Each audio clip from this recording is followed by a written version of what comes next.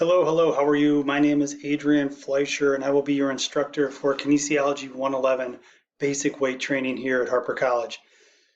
So as we go through this, it goes out saying, but you can find my information in Blackboard under the information or the instructor information tab. But if you ever need to reach me, though my last name is Fleischer, Harper College throws off the last letter of my last name. So afleisch at harpercollege.edu, and I will touch on that a little bit later on in another presentation. For this will be about 10 minutes, maybe, give or take, a little bit less. A little bit of housekeeping, a little bit of setting expectations regarding our course schedule, basically any kind of basic mini issues that I have to clear up with any of the students, and then just some notes regarding safety and introduction to teambuildr, though we will have an entirely different presentation regarding teambuildr for you. You should have read this, seen this, acknowledged this, and even accepted this as part of your enrollment process. This course does come with a disclaimer because there is physical activity involved. Please take a moment to pause the video if you need to and read this, but otherwise I'm going to go ahead and keep going through this. I don't spend a lot of time reading through something that you should have already read at this point, but also just a sidebar, if you do have any kind of physical issues or any kind of issues that preclude you from doing particular workouts, let me know. We can make adjustments accordingly. You shouldn't have to suffer in silence, so please send me an email, let me know. We can go ahead and figure that out. This is the other part of the disclaimer for this course. Again, you can pause this and read through this. But again, you're looking at a workout program and a fitness program for 8 weeks, and I hope all of you are physically able and ready to do some of the workouts. And again, if not, I get it, let me know. Okay, in this course, what you'll learn, these are topical overviews. It's not as though we're going to delve deep into program design or exercise variables or any kind of biomechanics per se, but you will have a basic understanding of the human body and the different systems within the body, how they all kind of work with each other, adaptations to exercise, some of the stressors we place on ourselves, even in our day-to-day activities, how they can affect our workouts, some real basic biomechanics. I'm not trying to blow you out of the water with this stuff. Exercise modalities. When you walk into a gym, I hope you get away from just doing a lat pull down, and that's the only thing you know how to do, and you can actually utilize all the different equipment that's in a facility and be able to utilize those to your advantage. And other stuff, just ways to like kind of quantify your work, how hard you're actually working, and ways to kind of evaluate, is this a hard workout or is this an easy workout, and just kind of food for thought kind of stuff. And you will, through the course of working out over 8 weeks, we'll have some strength gains and some cardiovascular gains, which is great. It's exactly what we're looking for. And with this course, we don't have a classroom that's assigned to us. So it's not like we meet in 2510 and I do a lecture and then you go off and work out.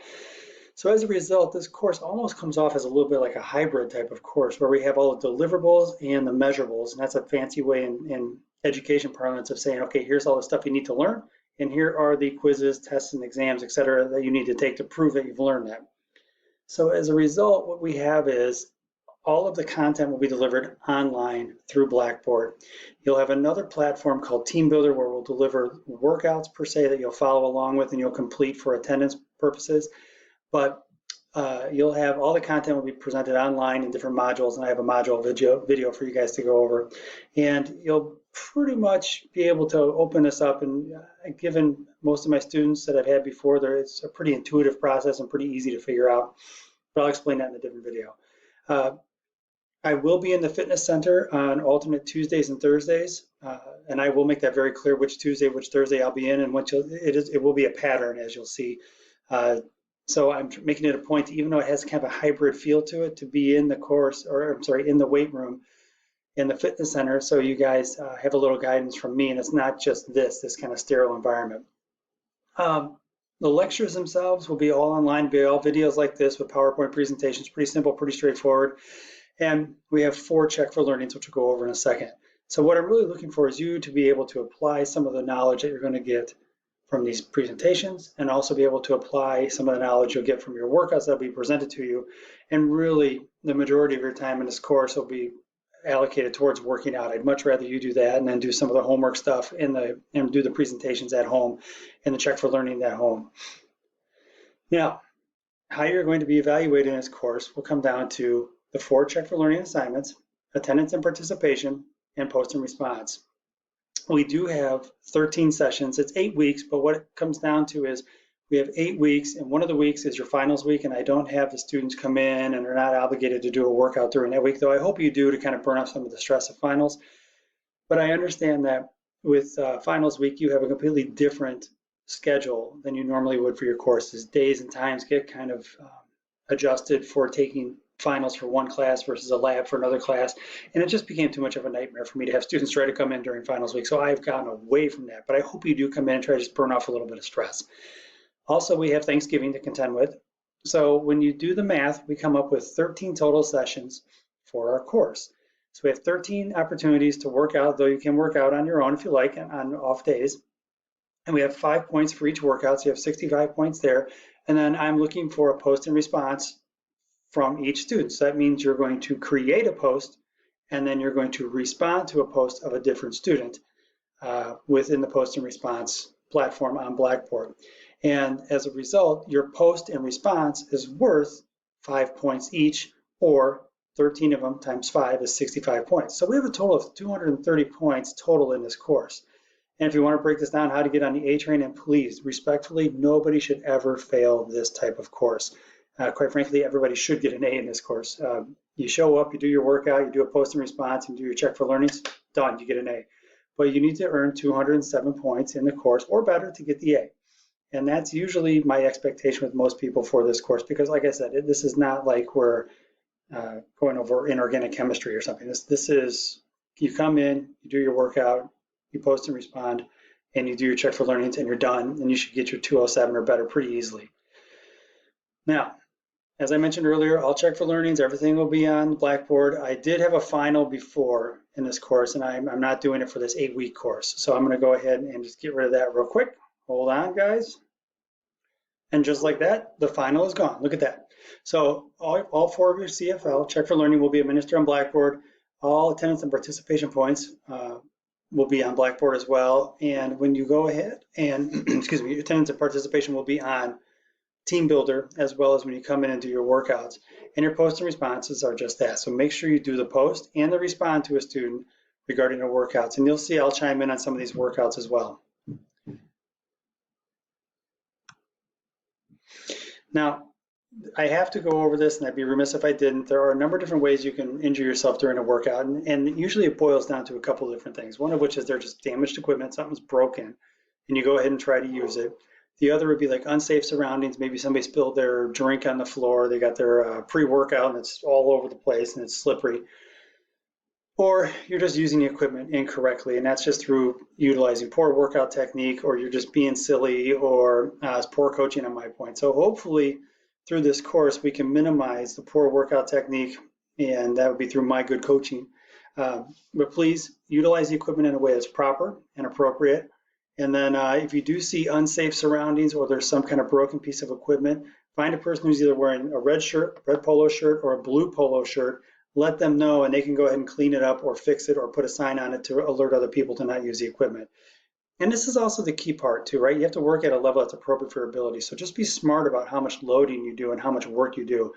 You come out hot and heavy in the first workout and blow yourself out of the water and you can't do anything for the next 2 weeks. That's just silly. So be smart about your workouts and ramp them up accordingly.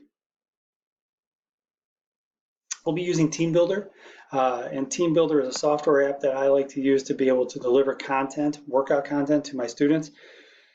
You will receive a push request or a push email from me through Teambuildr, and that push email will show the workout for the day, but you will need to log in through the app, and your login will be, as you'll see in a second here, will be specific to you, and your username and password will be specific to you. And you can find the Teambuildr app itself on any platform, whether it's Apple or Android, and load that up to your phone. If you don't have a phone or you have some kind of issue where you can't load it up, let me know. We can always print out your workouts and have them ready for you at the weight room. And if you do have a particular sport you're working for, talk with me, send me an email. We can go ahead and tailor the content so it's more specific towards you. Now, your username for Teambuildr will be your Harper email address, and the Harper email address is the main means of communication that I'll have with you. And then your password is Harper #1200. So again, your Harper email address and then your password is Harper #1200. You can change that password once you're in, but please use that to access the first time.